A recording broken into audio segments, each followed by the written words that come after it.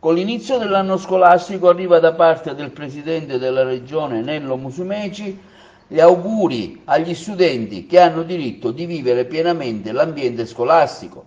Il Presidente della Regione afferma: comincia il nuovo anno scolastico in Sicilia, l'impegno che oggi tutti dobbiamo assumere è far sì che le attività scolastiche proseguano senza interruzioni fino a giugno. Troppo alto, infatti, afferma Musumeci, è stato il prezzo pagato dagli studenti nei lunghi mesi di didattica a distanza imposta dal Covid.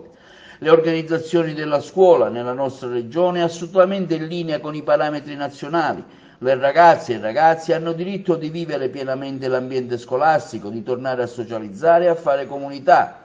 Auguro loro tutte le fortune, con l'avvertenza che rispettare le norme contro il Covid costituisce una garanzia per tutti, per il diritto alla salute, per il diritto allo studio. Desidero salutare, continua Musumeci, e ringraziare i dirigenti scolastici, il corpo docente e il personale della scuola, perché senza il loro impegno sarebbe stato difficile consentire lo svolgimento dello scorso anno delle lezioni.